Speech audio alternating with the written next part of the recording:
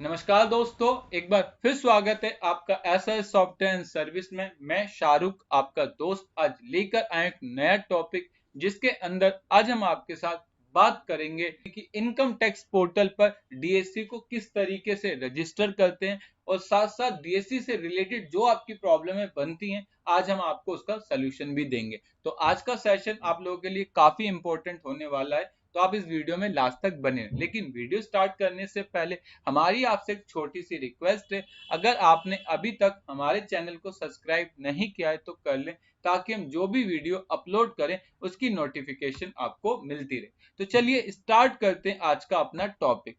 सबसे पहले हमारे मन में ये क्वेश्चन बनता है कि sir what is DSC, DSC क्या है और इसकी आवश्यकता क्यों पड़ती है।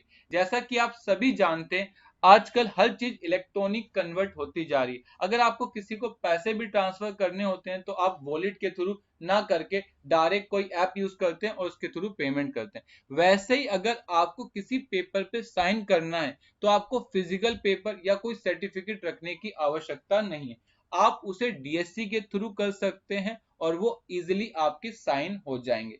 ये एक ऑनलाइन प्रोसेस होता है, इसके थ्रू आप अपने डॉक्यूमेंट को क्या कर सकते हैं, आइडेंटिफाई भी कर सकते हैं और उसे वेरीफाई भी कर सकते हैं। तो इसलिए डीएससी हमारे लिए काफी जरूरी हो जाता है। इसके साथ साथ कुछ ऐसी सिचुएशन भी जहां डीएससी होना जरूरी, जैसे अगर आप इनकम टैक्स रिटर्न को वेरीफाई करना चाहते हैं या आप अपने रिटर्न को क्या करना चाहते हैं, सबमिट करना चाहते हैं, तो कुछ केसेस के अंदर आपके पास डीएससी होना जरूरी है। अगर डीएससी नहीं होगा तो आप उसे वेरीफाई नहीं कर सकते। तो यहाँ पर लिखा है DSC can be use to e verify return file by a tax pay and is also mandatory in some cases. तो आप इसलिए डीएससी हमारे लिए काफी जरूरी हो जाता है। इसके बाद पूछता है व्हाई इज डीएससी रिक्वायर्ड, कि डीएससी रिक्वायर की आवश्यकता क्यों पड़ती है। तो सबसे पहले मैंने आपको बताया कि जैसे आपको अपनी इनकम टैक्स रिटर्न फाइल करनी है या जीएसटी की रिटर्न फाइल करनी है और आप कंपनी हो, तो आप बिना डीएसटी के उसे फाइल नहीं कर सकते। तो इसलिए आपको अपनी इनकम टैक्स रिटर्न फाइल करने में और कुछ ऐसे स्टेचुरी फॉर्म होते हैं जिसमें आपको डीएसटी के थ्रू क्या करना होता है, वेरीफाई करना होता है, तो आपको उस समय डीएसटी की आवश्यकता पड़ती है। साथ साथ अगर आप इनकम टैक्स के नोटिस का रिप्लाई देना चाहते हो तो भी आपको डीएसटी की आवश्यकता पड़ेगी। अगर आप अपने रिफंड को री इशू रिक्वेस्ट करना चाहते हैं तो भी उसके अंदर आपको डीएससी की आवश्यकता पड़ेगी। और लास्ट में लिखा है अगर आपको किसी भी डॉक्यूमेंट को वेरीफाई करना है तो सबसे पहले आपको इनकम टैक्स पोर्टल पे से क्या करना होगा, रजिस्टर्ड करना होगा, तभी कर सकते हैं, अदरवाइज उसे नहीं कर सकते आप लोग। इसके बाद आपसे एक नेक्स्ट क्वेश्चन पूछता है when do I need to re register my DSC, मुझे दोबारा अपने डीएससी को री रजिस्टर करने की आवश्यकता क्यों पड़ती है। अगर आपका पहला डीएससी एक्सपायर हो गया है या आपने अपने डीएससी में कोई अपडेट कराई है तो आपको अपने डीएससी को री रजिस्टर करना होगा। इसके बाद जो हमारा नेक्स्ट पॉइंट आता है वो सबसे ज्यादा इंपॉर्टेंट। इसके अंदर हमसे क्वेश्चन किया गया है क्या अगर हम पहले ही अपने पुराने इनकम टैक्स पोर्टल पे रजिस्टर्ड हैं, हमारा डीएससी अभी भी एक्टिवेट है, तो क्या हमें उसे न्यू इनकम टैक्स पोर्टल पर रजिस्टर्ड करना होगा। ये सबसे ज्यादा कंफ्यूजिंग वाला है। देखिए मैं आपको बता दूं, इसका आंसर है यस, आपको अपने न्यू इनकम टैक्स पोर्टल पर अपने आप को रजिस्टर्ड करना होगा, क्योंकि गवर्नमेंट ने अपने पुराने पोर्टल से न्यू पोर्टल पर जब शिफ्ट हुए हैं तो उन्होंने अपने डीएससी को माइग्रेट नहीं किया। उसका रीजन था टेक्निकल एंड सिक्योरिटी पर्पस। इसके कारण अगर आपने पुराने इनकम टैक्स पोर्टल पर रजिस्टर कर रखा है तो अभी आपको न्यू इनकम टैक्स पोर्टल पर रजिस्टर करना पड़ेगा। इसके बाद आता है कि जो आपको डीएससी मिलता है क्या वो पैन से लिंक होता है। तो इसका आंसर यस, जो आप डीएससी आपका बनता है वो आपके पैन से लिंक होता है और इस डीएससी को कोई दूसरा पर्सन यूज नहीं कर सकता। क्या सर सभी केस में डीएससी पैन से बनता है? नहीं, सभी केस में डीएससी पैन से नहीं बनता। कुछ केसेस हैं जहां आपका ईमेल आईडी से ही सारे काम होते हैं, जिसमें सबसे पहला है नॉन रेजिडेंस। अगर आप इंडियन नागरिक नहीं हो तो आपका डीएससी आपके पैन कार्ड से नहीं बनेगा, वो आपकी ईमेल आईडी से बनेगा। अगर आप director of a foreign company तब भी उस केस में आपका पैन नंबर से आपका डीएससी नहीं बनेगा। तो यहाँ पर साफ साफ mention in case of non residence director of a foreign company DSC will be register again there email ID. इसके बाद हमारे सामने एक मैसेज आता है जिस पर लिखा है कि while registering a DSC, the message, the digital signature certificate is already registered in display। अगर आपको ऐसा कोई मैसेज मिलता है जिस पर आपको ये बताया जाता है कि आपने इस डीएससी को ऑलरेडी रजिस्टर कर लिया, तो उस केस में मेरी क्या रिस्पॉन्सिबिलिटी बनती। मैं आपको बता दूं, एक डीएससी को आप एक ही जगह यूज कर सकते हो, एक से ज्यादा जगह यूज नहीं कर सकते। अगर आप एक से ज्यादा जगह यूज करते हो तो आपको यही मैसेज मिलेगा कि आपने ऑलरेडी इसको कहीं और यूज कर रखा है। साथ साथ कि जो आपका डीएससी होता है उसके अंदर जो पैन और आपकी जो ईमेल आईडी होती है वो इनक्रिप्टेड होती है, जिसे आप क्या नहीं कर सकते, निकाल नहीं सकते और उसे देख नहीं सकते। तो इसलिए आपको इस तरह का मैसेज मिलता है।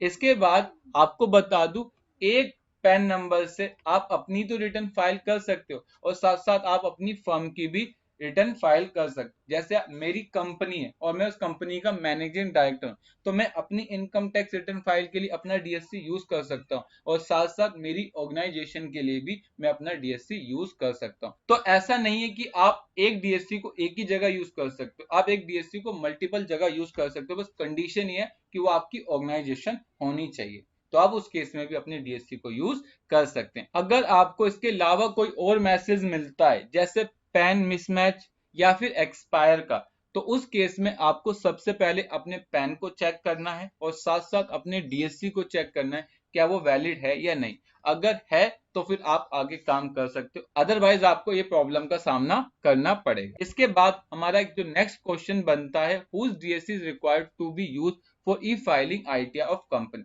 अगर आप अपनी कंपनी की या फर्म की या फिर एचयूएफ की आईटीआर फाइल करना चाहते हैं तो कौन पर्सन या कौन लोग अपनी डीएससी के थ्रू से फाइल कर सकते हैं। तो अगर हम कंपनी की बात करें तो मैनेजिंग डायरेक्टर अपने डीएससी से अपनी इनकम टैक्स रिटर्न को फाइल कर सकता है।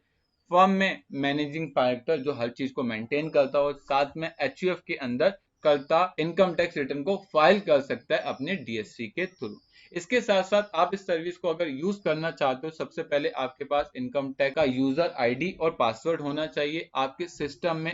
आपके सिस्टम में इम साइनर इंस्टॉल होना चाहिए। उसके साथ साथ आप जो भी इनकम टैक्स रिटर्न को फाइल करोगे वो यूएसबी टोकन के थ्रू करोगे और साथ साथ जो आपके पास डीएससी होना चाहिए वो सेकंड या फिर थर्ड क्लास का होना चाहिए। साथ साथ आपका डीएससी क्या होना चाहिए, एक्टिव होना चाहिए, वो एक्सपायर ना हुआ हो और साथ साथ उसे आप रिवोक नहीं कर सकते हैं।